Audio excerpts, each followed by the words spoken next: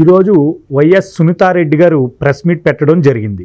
అయితే ఆవిడ నేను ఎందుకు ప్రెస్ ముందుకు వచ్చానంటే ప్రజల సమక్షంలో ఈ యొక్క ప్రజా తీర్పు అంటే ప్రజా కోర్టులో ఈ యొక్క వివేకానంద రెడ్డి గారి కేసుకు సంబంధించి దోషులు ఎవరో మీరే నిర్ణయించాలి. ఎందుకంటే ఇక్కడ జాప్యం జరుగుతుంది సిబిఐకి సంబంధించి కానీ కోర్టు వ్యవహారాలు కానీ 4-5 రోజుల్లో తేలాల్సిన విషయాలు కూడా ఈరోజు ఏళ్లపాటు సాగుతున్నాయి. ఈరోజు జగన్మోహన్ రెడ్డి ఇంత దారుణానికి ఒడిగాడతాడని అనుకోలేదు. అదేవిధంగా అవినాష్ రెడ్డే చంపించాడు అంటే ఇంటి దొంగలే పనే అంటే మన చుట్టూరు దొంగలు తిరుగుతుంటే మనం ఫస్ట్లో నేను గుర్తించలేకపోయాను, ఇప్పుడు గుర్తించాను అని ఆవిడ చాలా క్లియర్గా చెప్పడం జరుగుతుంది. ఆవిడే ఒంటరి పోరాటం చేసింది.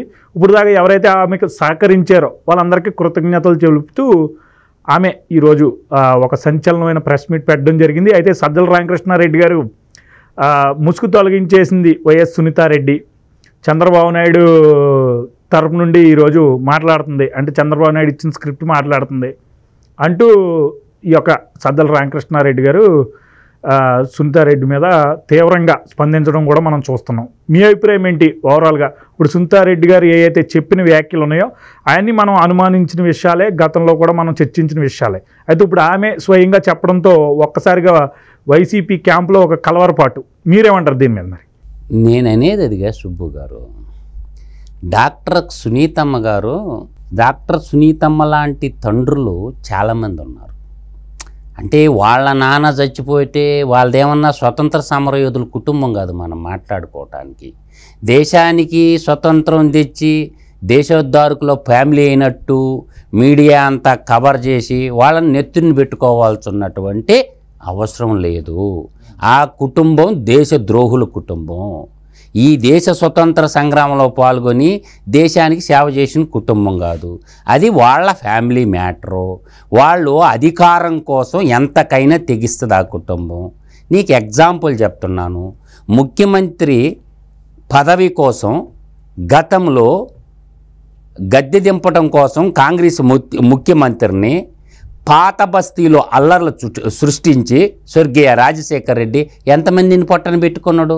వాళ్ళ కుటుంబాలు కదా, వాళ్ళకు జరిగిందా న్యాయం?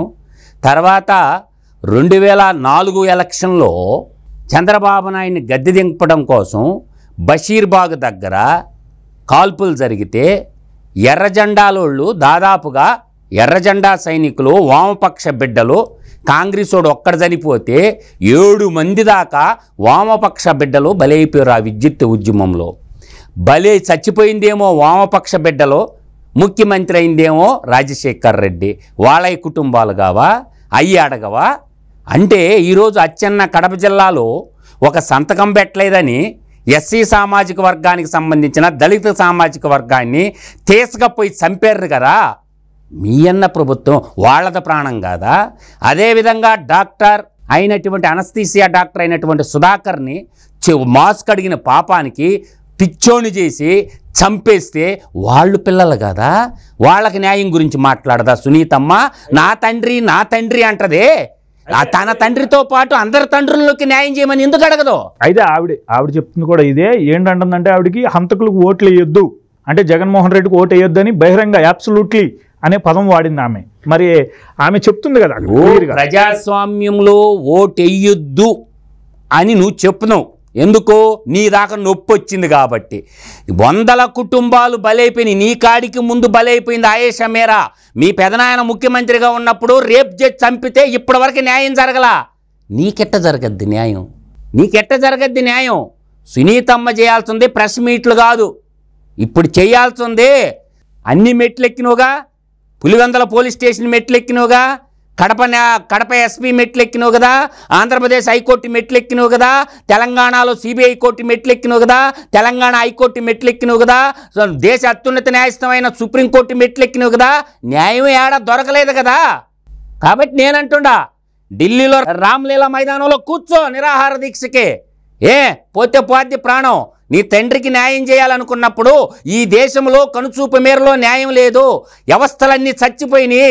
సిబిఐ చచ్చిపోయింది, పోలీస్ వ్యవస్థ చచ్చిపోయింది, బస్టు పట్టిపోయింది రాజకీయ వ్యవస్థ. కాబట్టి రామలీల మైదానంలో నాకు న్యాయం జరిగేదాకా నేను కదలను అని చెప్పి నువ్వు ఆమరణ నిరాహార దీక్ష తీస్తూ కలేజా ఉంటే ఎందుకు ఈ దొంగ నాటకాలు? ఎవరిని మోసం చేయడానికి మీ కుటుంబం? ఈరోజు సర్వనాశనం అయిపోయింది ఆంధ్ర రాష్ట్రం.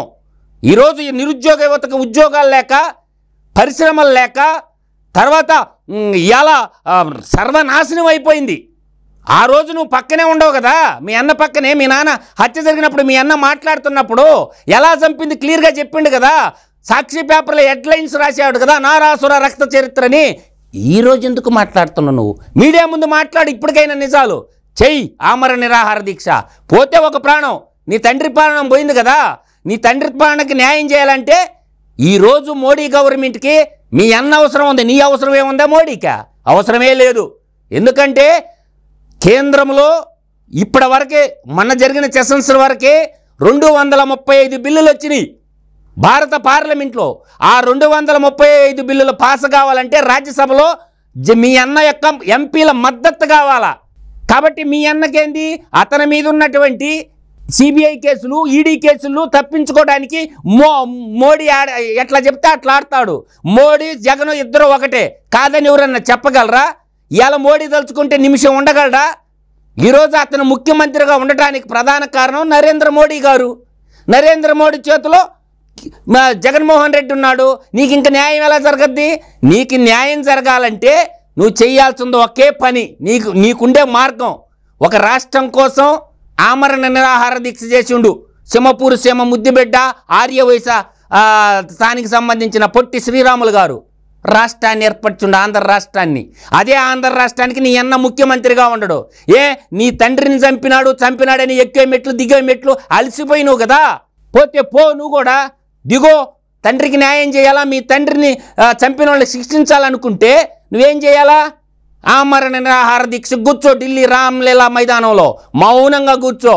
నా కుటుంబ సభ్యులే నా తండ్రిని రాజకీయం కోసం, ముఖ్యమంత్రి పదవి కోసం చంపేశారు, కాబట్టి నాకు న్యాయం చేయండి అని చెప్పి ప్రపంచ మీడియా అంతా చూస్తుంది. భారతదేశంలో నీ ద్వారా అన్న సామాన్యులకి న్యాయం జరగద్ది. అయితే ఇక్కడ ఇప్పుడు సజ్జల రామకృష్ణారెడ్డి గారు ఎన్నికల్లో పోటీ చేస్తుందని ఈ యొక్క సునీతారెడ్డి గారు ఉద్దేశిస్తూ మాట్లాడుతున్నారు ఆయన. అయితే ఆవిడ పోటీ చేద్దో లేదో పక్కన పెడితే ఆవిడ పోటీ చేయడం అవసరం అంటారా? అంటే ఇప్పుడు జగన్మోహన్ రెడ్డి ఎక్కడ పోటీ చేస్తే అక్కడి నుంచి పోటీ చేసి జగన్మోహన్ రెడ్డిని ఓడించే ప్రయత్నం చేయడం కూడా కరెక్ట్ అంటారా? ఏమంటారు మరి? జగన్మోహన్ రెడ్డి ఓడిపోయేది ఏంది? ఇందిరాగాంధీ ఓడిపోవాలా? ఎన్టీ రామారావు ఓడిపోవాలా? ప్రజలు తలుచుకుంటే ఎవరినైనా ఓడగొడతారో. జగన్మోహన్ రెడ్డి ఏమన్నా దేవుడా ఏందే? ఇది ప్రజాస్వామ్యం. ఎవరికైనా పోటీ చేసేటటువంటి అర్హత ఉంటుంది.